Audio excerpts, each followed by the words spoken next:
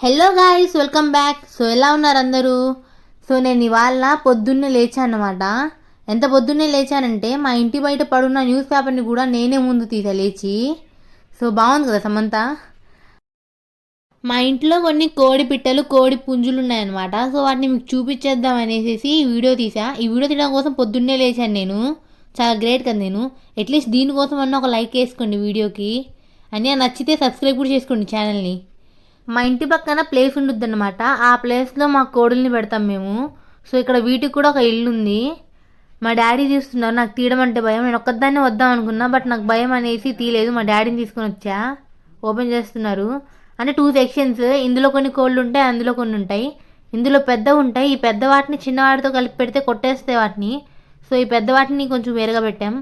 And ఆ white కోడి మాది కాదనమాట, పక్కోళ్ళది. అంటే మా కోడి ఫ్రెండ్, మ్యూచువల్ ఫ్రెండ్ అనమాట. అది మా అందరి కోళ్ళకి ఉన్న ఫ్రెండ్ అదే.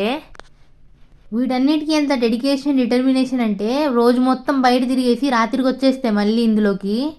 అండ్ ఇవి చిన్న చిన్న కోళ్ళు అనమాట, పక్క సెక్షన్లో పెట్టామన్నాం కదా అవి. ఇవి ఇంకా పెద్దగా అవ్వలేదు. ఆ పెద్ద పెద్ద కోళ్ళు అయితే కొట్టుకుంటాయి, ఇవి చిన్నవి ఇంకా కొట్టుకోవు. కానీ మనం చూసి ఆ చిన్న కోళ్ళు కూడా కొట్టుకుంటున్నాయి. అండ్ పొద్దున్నే లేచాయి కదా ఇవి, దీనికి కొంచెం బ్రేక్ఫాస్ట్ పెట్టాలి కాబట్టి మా డాడీ వేయమంటే కొంచెం వీటికి అవి వేస్తున్నా. వాటిని ఏమంటారో నాకు తెలీదు. దాని బ్రేక్ఫాస్ట్ లాంటిదే.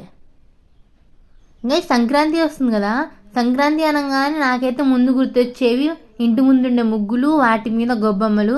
అందట్టు పొద్దు పొద్దునే గంగిరెద్దులు వస్తాయి. మా అమ్మమ్మ ఊర్లో అయితే కోడి పందాలు చాలా ఫేమస్.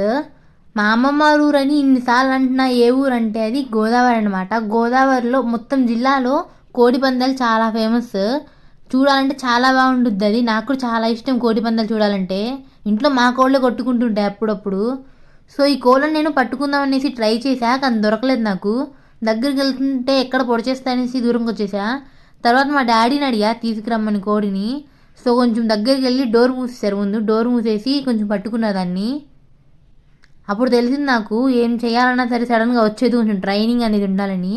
మా డాడీకి కోళ్ళు అంటే చాలా ఇష్టం, చిన్నప్పటి నుంచి పెంచుతున్నారు. ఎప్పుడైనా ఏమైనా అయ్యి కోడి చచ్చిపోయింది అనుకోండి, మా డాడీ 2 days వరకు అన్నమే తినరు. అంత ఇష్టం మా డాడీకి కోళ్ళు అంటే. ఇలా నేను కుక్కల్ని తల మీద ఇలా చేయి పెట్టి నమురుతారేమో అనుకున్నా. కోడిలు కూడా అంటారంట. అలా అనగానే అది కొంచెం క్వైట్ అయిపోయింది. దాని నుంచి గెంతుతూ ఉన్నది. తర్వాత నేను పట్టుకున్నా, నా దగ్గర అది ఆగనంది. నాకు భయం వేసింది, వదిలేసాను దాన్ని ఒకేసారి.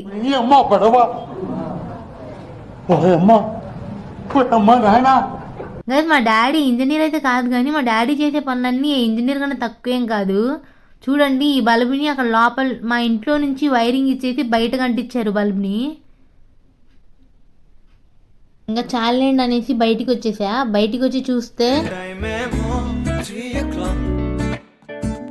కోళ్ళకి మేము వేసే మేత కన్నా రోడ్డు మీద ఏరుకొని తినడం అంటేనే ఇష్టమేమో. పోనీలేండి ఏదో ఒకటి తింటున్నాయి కదా. సో ఇంకా టైం అయిపోయింది అనేసి బ్రష్ చేసుకుందాం అనేసి లోపలికి వచ్చేసాను నేను ఇంట్లోకి. గైస్ మా ఇంటి పక్కనే ఎగ్జాక్ట్గా పక్కనే కొంచెం కూడా స్పేస్ ఉండదన్నమాట. అతుక్కొని చర్చ్ ఉంటుంది. ఈ చర్చ్ దగ్గర బయట ఒక బోర్డు ఉంటుంది అనమాట, కుక్కలు ఉన్నవి జాగ్రత్త అని. ఇది చూసి మా మమ్మీ మా ఇంటి బయట కూడా అంటించేద్దామన్నారు బోర్డు. కానీ ఇప్పుడు నేను హాస్టల్లో ఉంటున్నాను కదా, సో ఆ బోర్డుది ఏమీ ఉపయోగం లేదనమాట పెట్టి కూడా. సో ఎట్లా అండ్ దెన్ నేను లోపలికి వచ్చేసి కిటికీలో నుంచి చూస్తున్నాను అనమాట కోళ్ళు ఏం చేస్తున్నాయా అని. చూస్తుంటే నన్ను ఒక దోమ వచ్చి మళ్ళీ ముద్దు పెడుతుంది. నేను చెప్పా కదా నేను పొద్దున్నే లేస్తుంటే ఈ దోమలు వచ్చి నన్ను ముద్దు పెడుతున్నాయని. ఈ దోమలు వచ్చి నన్ను అస్తమాట కుడుతూ ఉంటే నాకెందుకో రోబో సినిమాలోని సీన్ గుర్తొస్తుంది. అదే ఆ సీనే, dengue Lakshmi scene.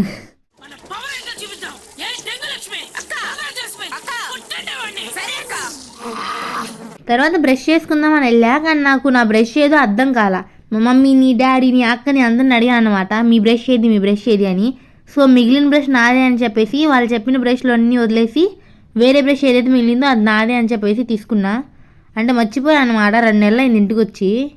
And then కిచెన్లోకి వెళ్ళా బ్రష్ చేసుకుని. వెళ్తే అక్కడ నాకు ఒక క్యాప్సికమ్ కనిపించింది. క్యాప్సికమ్ చూస్తే నాకు షిన్చాన్ గాడు గుర్తొచ్చాడు. షిన్చాన్కి అస్సలు ఇష్టం ఉండదు క్యాప్సికమ్ అంటే. ఇంత చూస్తారా మీరు షిన్చాన్ కార్టూన్?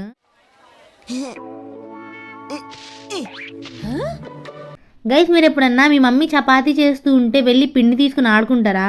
అంటే వాటిని తీసుకొని షేపులుగా ఆడుకోవడం. నేనైతే చాలాసార్లు చేసా, ఇప్పుడు కూడా చేస్తున్నా. కానీ ఒక్కసారి వచ్చి మా మమ్మీ డిప్ప మీద ఒకటి పీకుతారు.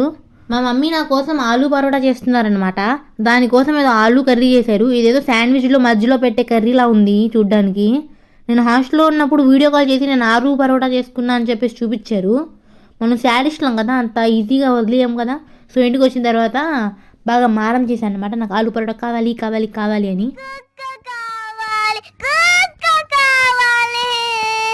చేస్తున్నారు నా కోసం. చూడ్డానికి చాలా బాగుంది, తింటే ఎలా ఉంటుందో. నిజం చెప్పాలంటే పరోటా టేస్ట్ చాలా బాగుందన్నమాట. దాని తర్వాత ల్యాప్టాప్లో book my show app open చేసా. ఎందుకంటే ఇవాళ మన సూపర్ స్టార్ మహేష్ బాబు గుంటూరు కారం రిలీజ్ అంట. అంటే అందరు స్టేటస్ పెట్టారు, చూశాను. సో అందుకని బుక్ మై షో యాప్లో వెతికాను టికెట్స్ ఏమైనా ఉన్నాయా లేదా అని. కొన్ని థియేటర్స్ అయితే ఫుల్, మొత్తం అంతా ఏమి టికెట్స్ అయితే ఖాళీ లేవు. కొన్ని థియేటర్స్లో అయితే ఖాళీ ఉన్నాయి. అంత ఉండుద్ది మరి మహేష్ బాబు రేంజ్ అంటే. సో మొత్తం వెతికా అనమాట. మొత్తం వెతికితే కొన్ని కనిపించినాయి. అలా చూసాను అనమాట. కొన్ని టికెట్లు బాగున్నాయి అని చెప్పేసి ఇంకా ల్యాప్టాప్ క్లోజ్ చేసా. ఎందుకంటారు, మనకి చూసేది ఏమి ఉండదు కానీ ఎలాగో కొన్ని రోజులు ఆగితే ఐబొమ్మలోకి వచ్చేసిద్ది, అప్పుడు చూసుకోవచ్చు కదా ప్రశాంతంగా. అంటే ఏం లేదులేండి, అయిపోయింది అంతే, ఇంకేముంది. బాయ్. ఒకవేళ గుంటూరు కారం చూస్తుంటే కొంచెం కామెంట్ సెక్షన్లో చెప్పండి ఎలా ఉందో.